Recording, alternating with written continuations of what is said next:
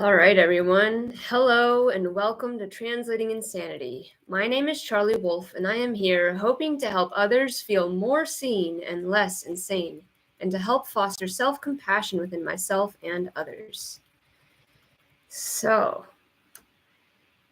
in order to do this, I will be spotlighting and dissecting my own moments of insane behavior with humor and compassion. If all goes well, this podcast will evolve and take on a life of its own. Full disclosure, I only just exited a dark night of the soul, and while I have had an experience I like to call a snowball effect of awareness, aka loads of light bulb moments, I am still mostly just aware of the mess I've been living in, the mess in my head. I have yet to make any real headway in clearing out the clutter in my mind. I don't know if you understand how uncomfortable it is to be aware of all this chaos, but not really see what to do about it. But who knows? Maybe this will help me sort some things out. So, if you haven't already realized, this show will be all about shadow work. And shadow work is all about acknowledging and sending love to our shadows, because our shadows have a lot more power over us when we don't know they're there. Think of the Carl Jung quote: "Until we make the subconscious conscious, it will run our lives and we will call it fate." So while it may be true to say that my brand of insanity is due to severe childhood traumas, that's just the tip of the iceberg, just the visible or conscious part. The truth is, trauma caused me to have numerous beliefs that have held me back, and many of these have been subconscious. I'll just list the three that came to my mind first. One, the belief that I am destined for disappointment, that happiness just isn't in the cards for me.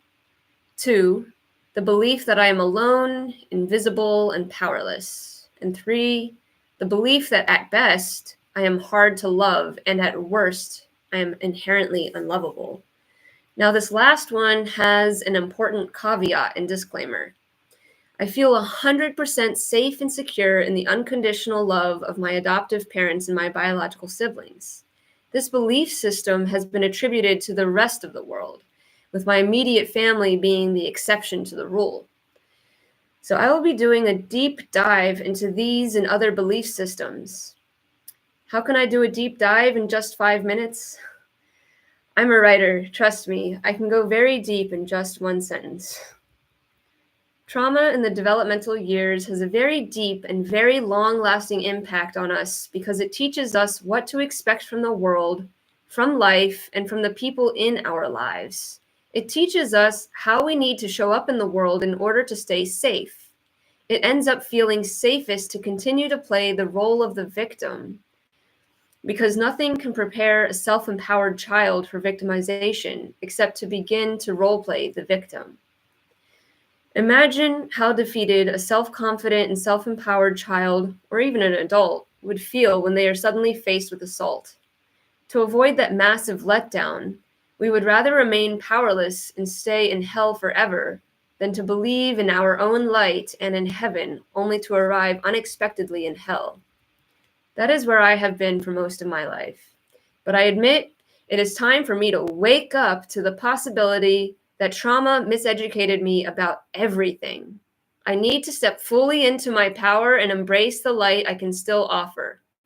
True, the country is headed in a scary direction right now, but the only way for this country to eventually, collectively, step into the light is if it begins with those who are prepared to do so now. I am choosing to believe that my own self-empowerment and discernment will offer me protection, and I want to empower others however I can. So if I can help others who might feel a little bit insane discover their own light, then I will strive to do so. In closing for the episode number 1, I will leave you with this truth that I have discovered, which led me to start this project. I am perfect because my imperfections have a holy function. My flaws have been teaching me self-compassion, which I can then turn into compassion for all others. My shortcomings have been teaching me self-forgiveness, which I can then turn into forgiveness of all others. I hope this can transform into a true podcast so that I can more fully embody this truth. And now, welcome to episode number 2. Just flowing right along. So, in the prior episode, I gave a bit of an introduction and described what I aim to do here, which means this time around, I will give a more solid example of what I mean when I claim to be translating insanity. I believe that early childhood trauma can cause hypervigilance to more than just sights and sounds. I think all of my senses became overdeveloped in an effort to protect me from harm. I recently discovered that my emotional body is hypersensitive in much the same way that my physical body is. I made this connection while taking off my shoe for the umpteenth time in order to get rid of the smallest fragment of leaf litter. My body kept responding to something as insignificant as a crumb of leaf litter, as if it were a thorn, and my emotions can get out of hand just as readily. The smallest thing can set my emotions into chaos. For example, stillness that I don't choose can be perceived as powerlessness for me. So when my circumstances demand stillness, in the cases where, say, I find myself behind a driver who is super slow for no apparent reason, I can lose my cool so fast. Inconveniences, big or small, are also perceived as powerlessness and can induce a tantrum for me in an instant. On September 12th, I wrote, I recently complained about feeling like an eternal child and finally realized that is what I always wanted to be. Not because I wanted to be treated like a child forever, but because I wanted to be cared for like a child forever, as if that was the only way to make up for my mortifying start. On September 16th, I shared one of my big realizations. This one had been dawning on me for a while, and I finally had it in words. I believed that I had to abuse myself in order to earn the love of others and to keep love from leaving. For example, whenever I made a mistake that negatively impacted another, I thought I had to punish myself through self-deprecation in front of them in order to express how sorry I was. Does this mean there was a time when I believed that harming myself would allow my biological parents to love me? Does this mean there was a time that I believed harming myself would allow my biological parents to love me? Perhaps. Why am I planning to share all of these? In case they resonate with someone else and can help them release these same falsehoods. Self-abuse is not supposed to be part of the apology. Realization number 2. Expressing one's anger can feel empowering to those who were not allowed to express anger as children. This can cause us to get addicted to overreacting to small inconveniences, as I mentioned prior to this, especially if we view these as proof of our powerlessness. September 15th, I wrote this letter to my friends and family. Thank you all for the support you have given me thus far. I am moving through a transformation slowly but steadily. According to the new literature from Al-Anon or ACA, there are 3 steps to transformation: awareness, acceptance, and action.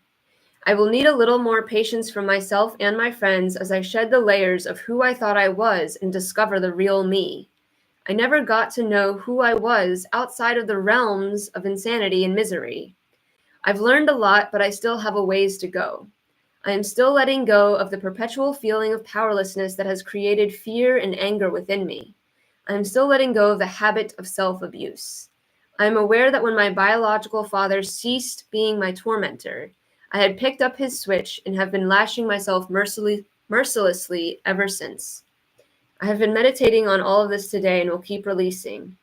Thank you for your loving patience, everyone. Your love means the world to me. Today's closing food for thought. What if all the ways in which we've been broken can become the ways in which we can serve? Moving into episode 3. All right. So question we're getting to now. What lies at the root of my insane behavior? Whew. The inability to let go of my traumatic history. In this episode, I will share with you where that resistance comes from. October 5th, I wrote, "My inner child couldn't bear the times when her pain seemed invisible and was ignored. So her only solution was to wear the pain like a bloody cape so that everyone would know, everyone would see. I cannot tell you how many times I have seemed addicted to the thought, nobody did anything for me, and thoughtlessly applied this to any time I felt ignored. The biggest obstacle I faced in my healing journey was a subconscious belief from childhood. There's a reason why psychologists suggest that we stay stuck at the developmental stage in which we were traumatized as children. So this is a representation of childish logic I have carried into adulthood. As a child, my trauma was invalidated in two ways. I was told to keep the abuse a secret, and none of the adults around me fully acknowledged my reality. This led me to develop the belief that healing equaled pretending it didn't happen, which equaled continuing to ask me to invalidate my own reality. Can you see why the concept of healing was actually a subconscious trigger for me? Can you see why this misperception caused me to cling to my trauma even more? What healing really is the gradual erasure of the impact of trauma. And we see this when our bodies heal from scrapes, bruises, a broken bone. It remembers its wholeness and is able to heal and erase the impact of the trauma. Of course, in small cases, we can handle bruises and cuts and scrapes and broken bones to some degree, but there's some things, of course, that we will not heal from. But it gives me great hope to witness that our body heals, because that means I can heal my psyche in the same way. So, moving into the next thought, I also had the childish belief that if I shared my story with my sanity intact, no one would believe me. To put it another way, if I freed myself from my chains, would anyone even believe I had ever been chained? In conclusion, trauma warped my sense of identity, causing me to form a sense of self around trauma and victimhood. I can act insane because I have been cherishing my pain. Pain was the only thing my biological parents gave me, so of course I cherished it. I had treated it like an heirloom.